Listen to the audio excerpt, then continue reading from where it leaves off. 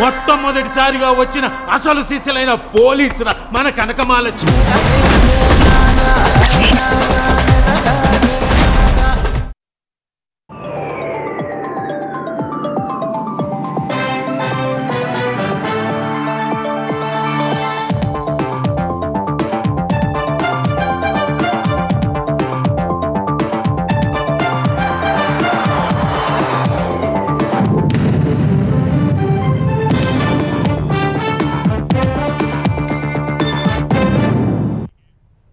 నమస్కారం, ETV news కు స్వాగతం. ముఖ్యాంశాలు. తెలంగాణలోని పలు జిల్లాలను ముంచెత్తిన వాన, పొంగుతున్న వాగులు వంకలు. వరంగల్లో ఇళ్లలోకి వరద చేరి ప్రజల అవస్థలు.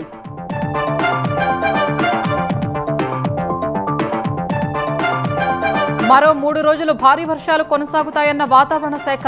ముందు జాగ్రత్తలపై సీఎం సమీక్ష. ఉద్యోగుల సెలవులు రద్దు.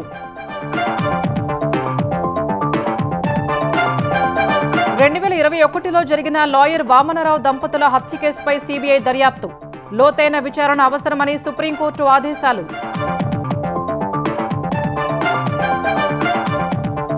స్వల్ప ఉద్రిక్తతల మధ్య ముగిసిన 2 జడ్పీటీసీ ఉప ఎన్నికల పోలింగ్. పులివెందులలో 74, ఒంటిమిట్టలో 70% ఓటింగ్.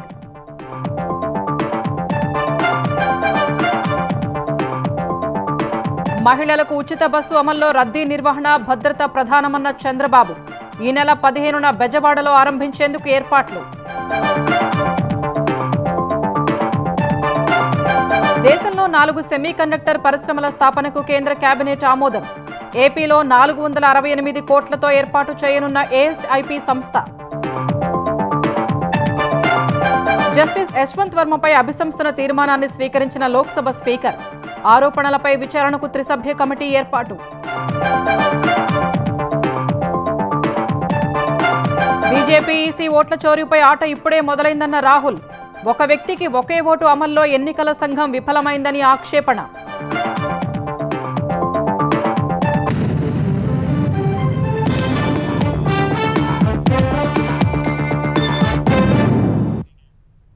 ఉపరితల ఆవర్తనం ప్రభావంతో తెలంగాణ వ్యాప్తంగా పలు జిల్లాల్లో పడుతున్న వర్షాలు ప్రజలకు తీవ్ర ఇక్కట్లు తెచ్చిపెట్టాయి. వరంగల్, హనుమకొండ, కాజీపేటలోని లోతట్టు ప్రాంతాల్ని వరద ముంచెత్తింది. ఇళ్లల్లోకి నీరు చేరి నిత్యావసరాలు తడిచాయని స్థానికులు వాపోయారు. మహబూబాబాద్, ఖమ్మం, సూర్యాపేట, నాగర్ కర్నూల్, నారాయణపేట జిల్లాల్లో వాగులు వంకలు పొంగి పలు గ్రామాలకు రాకపోకలు నిలిచిపోయాయి. సోమవారం అర్ధరాత్రి నుంచి మంగళవారం ఉదయం 5 గంటల వరకు కురిసిన వర్షానికి వరంగల్ మహానగరం అతలాకుతలమైంది. అనేక కాలనీలు ముంపునకు గురయ్యాయి. వరంగల్ ఖమ్మం ప్రధాన రహదారిపైన రైల్వే బ్రిడ్జి ప్రాంతంలోనూ వరద నీరు చేరి వాహనాలు ఎక్కడికక్కడే నిలిచిపోయాయి. మైసయ్య నగర్, శివనగర్ ప్రాంతాల్లో 300 ఇళ్లను వరద చుట్టుముట్టింది. ఇంట్లో నిత్యావసర సరుకులు తడిచి పాడయ్యాయని స్థానికులు ఆవేదన వ్యక్తం చేశారు. భారీ వర్షాల కారణంగా కాశీకుంటలో పడి వృద్ధురాలు మృతి చెందింది. వరంగల్ కలెక్టర్ సత్యశారద, కమిషనర్ చాహద్ బాజ్పై ముప్పు ప్రాంతాలను సందర్శించారు. బాధితులను పునరావాస కేంద్రాలకు తరలించారు. మరో 2 రోజులు భారీ వర్షాలు ఉన్నందున ప్రజలు, అధికారులు అప్రమత్తంగా ఉండాలని కోరారు.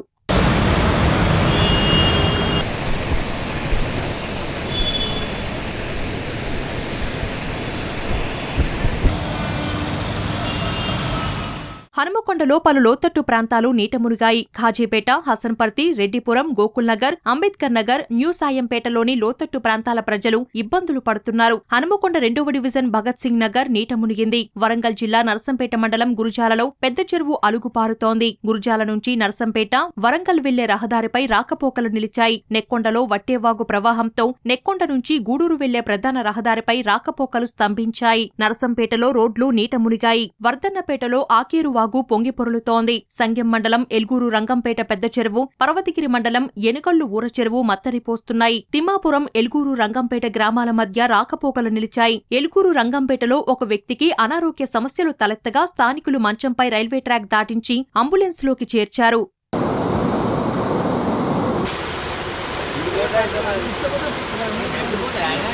మహబూబాబాద్ జిల్లా వ్యాప్తంగా కురిసిన వర్షానికి ఆకేరు, పాలేరు, మున్నేరు, వట్టివాగులు పొంగి ప్రవహించాయి. కేసముద్రం మండలం అర్పన్పల్లి గ్రామం వద్ద బ్రిడ్జిపై నుంచి వట్టివాగు పొంగి ప్రవహిస్తుండగా కేసముద్రం, గూడూరు మండలాల మధ్య రాకపోకలు నిలిచిపోయాయి. కొత్తగూడ మండలంలోని పాకాల సరస్సుకు వరద పోటెత్తింది. నర్సంపేట, కొత్తగూడ ప్రధాన రహదారిలో బుర్కరపల్లి వాగు, గుంజేడుతోపు ఉధృతికి లో లెవెల్ వంతెనలపై నుంచి వరద ప్రవహిస్తోంది. రాళ్లతోటి వాగు ఉధృతి పెరిగింది. గంగారం మండలంలోని కోమట్లగూడెం పెద్ద చెరువు మత్తడి పోస్తోంది.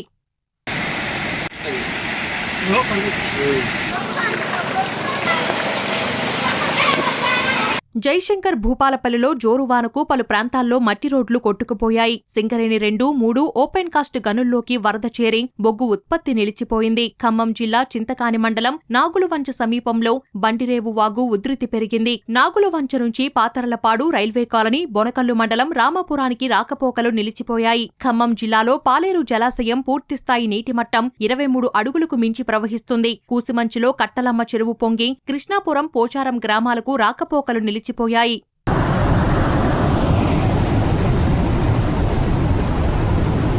సూర్యాపేట జిల్లా తుంగతుర్తి నియోజకవర్గంలో సంగెం వాగు ఉధృతికి సంగెం, కోడూరు గ్రామాల మధ్య రాకపోకలు నిలిచిపోయాయి. నూతన్కల్ మండలం వెంకేపల్లి వద్ద వరద నీటిలో ప్రైవేటు పాఠశాల బస్సు చిక్కుకుంది. నూతన్కల్ మండలం తాళసింగారంలో వరద నీరు వంతెనను ముంచెత్తింది. తిరుమలగిరి మండలం వెలిసల వద్ద ఎస్పారెస్పీ కాలువ కోతకు గురైంది. జాజిరెడ్డిగూడ మండలం అరవపల్లిలో కస్తూరిబా పాఠశాలలో వరద నీరు చేరింది. నాగర్ కర్నూలు జిల్లా కల్వకుర్తి మండలం రఘుపతిపేట వద్ద దుందిబీ వాగు ఉధృతితో 40 గ్రామాలకు రాకపోకలు నిలిచిపోయాయి. నారాయణపేట జిల్లా మక్తల్ మండలంలో భారీ వర్షాలకు కర్నీ చెరువు నిండి అలుగుపారుతుండటంతో 10 గ్రామాలకు రాకపోకలు స్తంభించాయి.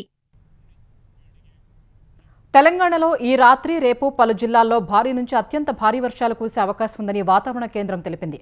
ఆసిఫాబాద్, మంచిర్యాల, పెద్దపల్లి, కరీంనగర్, వరంగల్, హన్మకొండ, మహబూబ్ నగర్, జనగామ, ములుగు, భూపాలపల్లి జిల్లాల్లో ఈ రాత్రి అత్యంత భారీ వర్షాలు కురిసే అవకాశం ఉన్నట్టు అంచనా వేసింది. నల్గొండ, సూర్యాపేట, ఖమ్మం, భద్రాద్రి కొత్తగూడెం జిల్లాలో భారీ వర్షం కురిసే వీలుందని తెలిపింది. ఆయా జిల్లాలకు యెల్లో అలర్ట్ జారీ చేసింది. రేపు యాదాద్రి, మహబూబ్ నగర్, హన్మకొండ, జనగామ, వరంగల్ జిల్లాలకు రెడ్ అలర్ట్ జారీ చేసింది. పెద్దపల్లి, కరీంనగర్, భూపాలపల్లి, సిద్దిపేట, ములుగు, భద్రాద్రి, మేడ్చల్, మల్కాజ్గిరి, రంగారెడ్డి, హైదరాబాద్ జిల్లాలకు యెల్లో అలర్ట్ జారీ చేసింది. భారీ వర్షాల నేపథ్యంలో సీఎస్ నుంచి కలెక్టర్ల వరకు అధికారులంతా 72 గంటలు పూర్తి అప్రమత్తంగా ఉండాలని ముఖ్యమంత్రి రేవంత్ రెడ్డి ఆదేశించారు. భారీ వర్షాలపై కలెక్టర్లు, అధికారులతో వీడియో కాన్ఫరెన్స్ నిర్వహించిన సీఎం ప్రాణ నష్టం, పశు నష్టం జరగకుండా చూడాలని ఆదేశించారు. భారీ వర్షాలు కురిసే ప్రాంతాల్లో ఆకస్మిక వరదలు వస్తే ఎయిర్ లిఫ్టింగ్కు హెలికాప్టర్లను సిద్ధం చేసుకోవాలని సూచించారు. భారీ వర్షాలు కురిసే జిల్లాల్లో కలెక్టర్లకు సాయం చేసేందుకు ప్రత్యేక అధికారుల్ని నియమించాలన్నారు. విద్యుత్తు, తాగునీరు, డ్రైనేజీల విషయంలో తక్షణ చర్యలు తీసుకునేలా సిద్ధంగా ఉండాలని నిర్దేశించారు. అన్ని శాఖల ఉద్యోగుల సెలవులు రద్దు చేయాలని సీఎం రేవంత్ రెడ్డి అత్యవసర పరిస్థితుల్లో సంప్రదించేందుకు హెల్ప్ లైన్ నంబర్లు ఏర్పాటు చేయాలని సూచించారు. వీలైనంత వరకు ప్రజలు రహదారులపైకి రాకుండా చూడాలని అధికారులను ఆదేశించారు. ఐటీ కంపెనీలు కూడా వీలైతే నెక్స్ట్ 2-3 రోజులు వర్క్ ఫ్రమ్ హోమ్ చేసుకోవడానికి అవకాశం ఉంటే దాన్ని కూడా ఎగ్జామిన్ చేయమని వాళ్ళకి చెప్పండి. స్కూల్స్ అండ్ కాలేజెస్ కూడా పరిస్థితి బాగాలేకపోతే అవసరమైతే సెలవులు ప్రకటించైనా 2 రోజులు వాటిని స్ట్రీమ్ లైన్ చేసుకోవడానికి అవసరమైన వాటిని కూడా మీరు చర్యలు తీసుకొని ఇచ్చేయండి. దీని ప్రకారం ఏ చిన్న ప్రాణ నష్టం, ఆస్తి నష్టం, పశు సంపద నష్టం ఎలాంటివి జరగడానికి వీల్లేదు. జంట నగరాలలో పాత భవనాలు ఏమైనా ఉంటే కూడా జనాలు అక్కడి నుంచి ఖాళీ చేయించండి. చెదురుమదురు ఘటనలు మినహా పులివెందుల, ఒంటిమిట్టలో జెడ్పీటీసీ ఉప ఎన్నికల పోలింగ్ సజావుగానే సాగింది. కొన్ని చోట్ల తెలుగుదేశం నేతలపై వైసీపీ శ్రేణులు దాడికి యత్నించగా పోలీసులు జోక్యం చేసుకుని పరిస్థితిని చక్కదిద్దారు. పోలింగ్ సజావుగా సాగేందుకు కొంతమంది నేతలను అదుపులోకి తీసుకునే సమయంలో వైసీపీ శ్రేణులు హంగామా సృష్టించాయి. చెదురుమదురు ఘటనల మధ్య కడప జిల్లా పులివెందుల, ఒంటిమిట్టలో జెడ్పీటీసీ ఉప ఎన్నికలు ముగిశాయి. టీడీపీ అభ్యర్థి లతారెడ్డి, వైసీపీ అభ్యర్థి హేమంత్ రెడ్డి సహా 11 మంది పులివెందుల ఉప ఎన్నికలో పోటీ పడ్డారు. కనంపల్లెలో టీడీపీ, వైసీపీ వర్గీయుల మధ్య స్వల్ప ఘర్షణ తలెత్తింది. ఓటు వేసేందుకు వెళ్తున్న టీడీపీ కార్యకర్తల కారు అద్దాలను వైసీపీ శ్రేణులు ధ్వంసం చేయగా తెలుగుదేశం కార్యకర్తలు ప్రతిఘటించారు. పోలీసులు జోక్యం చేసుకుని ఇరు వర్గాలను చెదరగొట్టారు.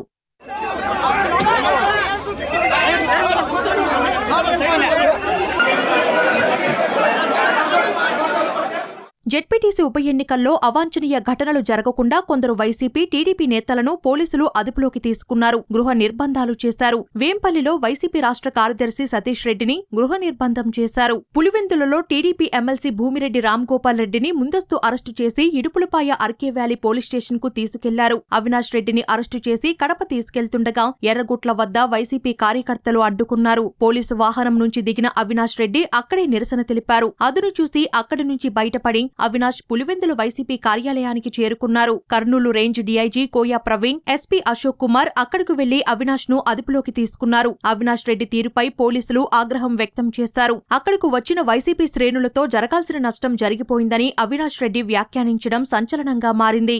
పులివెందుల మీద వీళ్ళంతా కలిపి పగబట్టారు. మనకి ఎంత నష్టం చేయాలంత నష్టం మనల్ని బాధ పెట్టారు. మౌనంగా ఏం చేయలేదు. మౌనం మనం వచ్చిన వచ్చే ప్రయోజనం కూడా లేదు. ఎంత డ్యామేజ్ ఎన్ని రోజులు సార్ మనం మౌనము భవిష్యత్తులో వీళ్ళని ఎట్లా ఫేస్ చేయాలో అట్లా ఫేస్ చేద్దాం. న్యాయంగానే ఫేస్ చేద్దాం. ఓటమి భయంతోనే వైసీపీ నేతలు హంగామా సృష్టించారని పులివెందుల టీడీపీ అభ్యర్థి లత్తారెడ్డి అన్నారు. వాళ్ళు ఎన్నెన్న ఆరోపణలు చేయనియండి, మాకు అవన్నీ అనవసరము. పోలింగ్ వాళ్ళని కూడా వచ్చి ఓట్లు వేసుకుంటున్నారు కదండి. వాళ్ళు కూడా ఊరికి ఏదో మా మీద ఏదో ఆరోపణలు చేస్తా ఏదో ఇబ్బంది పెట్టాలని మమ్మల్ని అలా చేస్తున్నారండి. ఒంటిమిట్టలో జెడ్పీటీసీ ఉప ఎన్నిక స్వల్ప ఘటనల మధ్య ముగిసింది. ఒంటిమిట్టలో టీడీపీ అభ్యర్థి ముద్దు కృష్ణారెడ్డి, వైసీపీ అభ్యర్థి ఇరకంరెడ్డి సహా 11 మంది పోటీలో నిలిచారు. చింతరాజుపల్లె, కొత్తపల్లి, మంటపంపల్లె, సలబాడు గ్రామాల్లో టీడీపీ ఏజెంట్లపై వైసీపీ ఏజెంట్లు, నాయకులు జులుం ప్రదర్శించడం ఉద్రిక్తతకు దారితీసింది. అక్కడకు చేరుకున్న మంత్రి రాంప్రసాద్ రెడ్డి ఎదుటే వైసీపీ నాయకులు హంగామా చేశారు. ఈ సందర్భంగా ఇరు వర్గాల మధ్య తోపులాట జరిగింది. ఒంటిమిట్ట జడ్పీ పాఠశాల పోలింగ్ కేంద్రంలోకి వైసీపీ నేతలు చొచ్చుకెళ్లారు. ఎన్నికల కోసం ఏర్పాటు చేసిన కుర్చీలు, కర్రలు తోసేసి లోపలికి వెళ్లి హంగామా సృష్టించారు.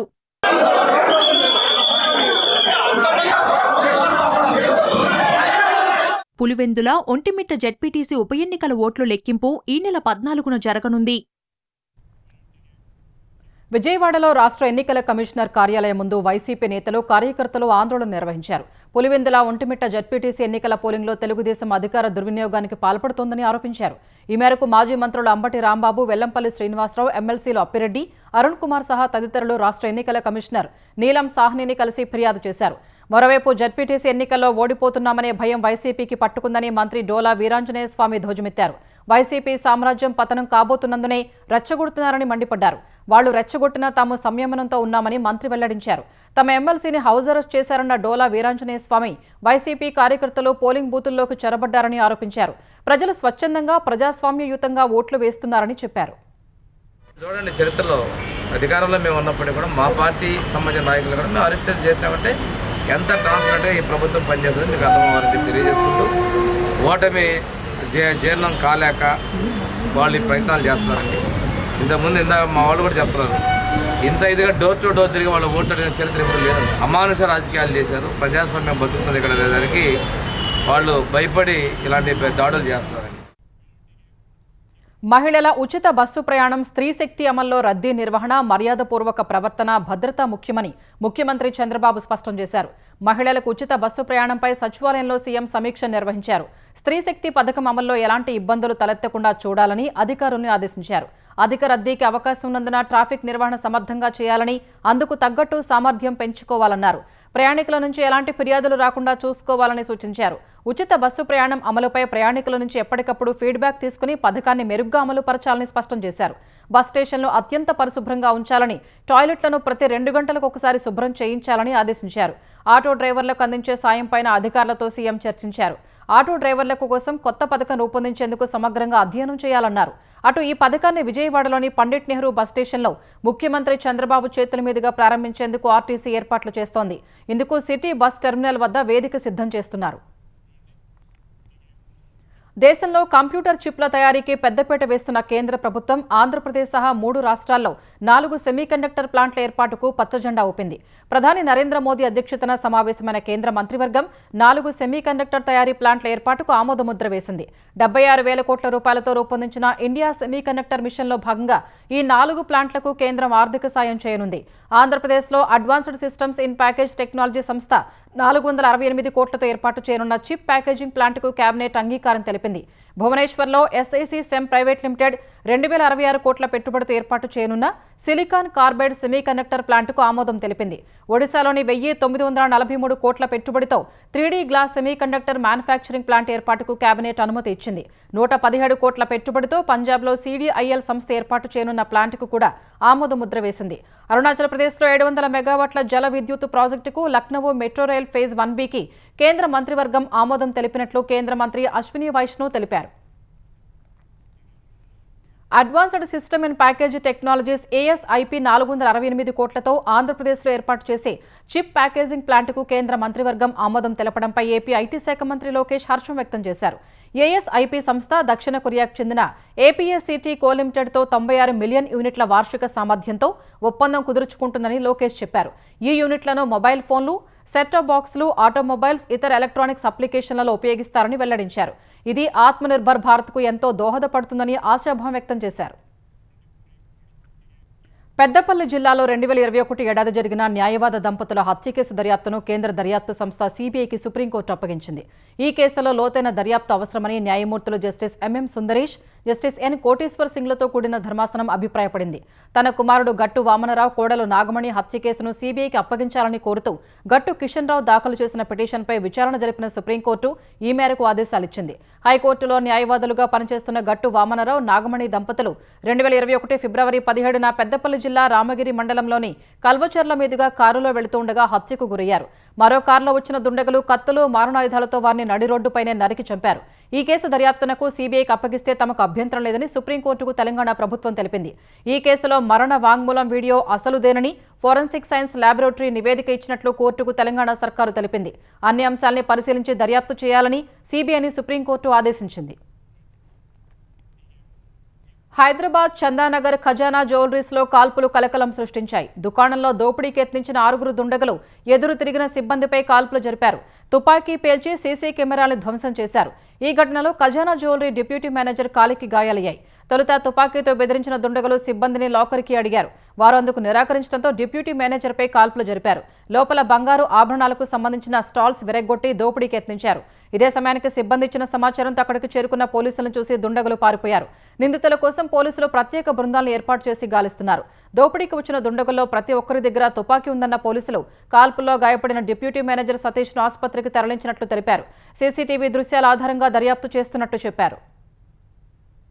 వాళ్ళు ఉన్న జ్యువెలరీ రాబ్ చేసి తీసుకోవడానికి చూశారు. They could not open the safe the keys వీళ్ళ దగ్గర లేదు కాబట్టి సేఫ్ ఓపెన్ చేయలేకపోయారు. బయట డిస్ప్లేలో ఉన్న కొంచెం సిల్వర్ జ్యువెలరీ బ్యాగ్లో వేసుకొని తీసుకోపోయారు. షాప్ లోపలికి మనకి ఇప్పుడు ఉన్న ఇన్ఫర్మేషన్ ప్రకారం అబౌట్ 6 పీపుల్ వచ్చేసి but we think there is 1 more person also. 2 shots fire అయినాయి. ఒకటి డిప్యూటీ మేనేజర్ సతీష్ కుమార్కి తగిలింది, ఒకటి ఇంకో షాట్ అక్కడ పైన CCTV ఎక్విప్మెంట్ ఎక్కడ ఉంది అక్కడ ఒకటి బ్లాంక్గా ఫైర్ చేశారు. సో ఆ కార్ట్రిజెస్ దొరికినాయి మనకి. తెలంగాణలో ఎకో టూరిజం అభివృద్ధిపై దృష్టి సారించాలని సీఎం రేవంత్ రెడ్డి అధికారులను ఆదేశించారు. అటవీ శాఖపై ఉన్నతాధికారులతో సమీక్ష నిర్వహించిన ముఖ్యమంత్రి అటవీ రెవెన్యూ భూముల హద్దులు నిర్ధారించేందుకు ఉమ్మడి సర్వే చేయాలన్నారు. అటవీ జంతువుల దాడుల బాధితులకు వెంటనే పరిహారం చెల్లించాలని తెలిపారు. నదులు, జలపాతాలు ఉన్న అటవీ ప్రాంతాలను సద్వినియోగం చేసేలా ప్రణాళికలు రూపొందించాలని సీఎం ఆదేశించారు. అటవీ నిఘా కెమెరాల్ని కమాండ్ కంట్రోల్ సెంటర్కు అనుసంధానం చేయాలన్నారు. అమరాబాద్, కవ్వాల్ టైగర్ రిజర్వ్ ఫారెస్టులు ఉన్నప్పటికీ పులుల సందర్శనకు పర్యాటకులు ఇతర రాష్ట్రాలకు వెళ్లడాన్ని సమీక్షలో సీఎం ప్రస్తావించారు. సందర్శకులు పెరిగేలా ఆయా ప్రాంతాల్లో వసతులు కల్పించాలని ఆదేశించారు. వరంగల్ కాకతీయ జూ అభివృద్ధికి ప్రణాళికలు రూపొందించాలని సూచించారు. అటవీ శాఖలో ప్రమోషన్లో ఉద్యోగాల భర్తీకి సంబంధించిన ప్రతిపాదనల్ని సిద్ధం చేయాలని రేవంత్ రెడ్డి ఆదేశించారు.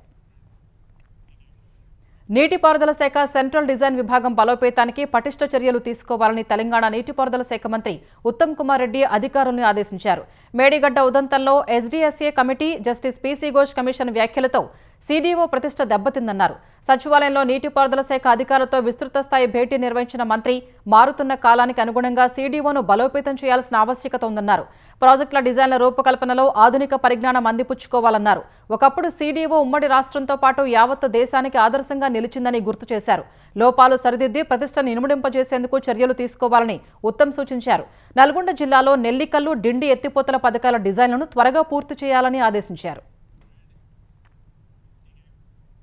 తెలంగాణలో కలకలం రేపుతున్న ఫోన్ ట్యాపింగ్ వ్యవహారంలో తనను, తన కుటుంబ సభ్యుల్ని ఉద్దేశించి కేంద్ర మంత్రి బండి సంజయ్ చేసిన వ్యాఖ్యలపై బీఆర్ఎస్ కార్యనిర్వాహక అధ్యక్షుడు కేటీఆర్ లీగల్ నోటీసులు పంపారు.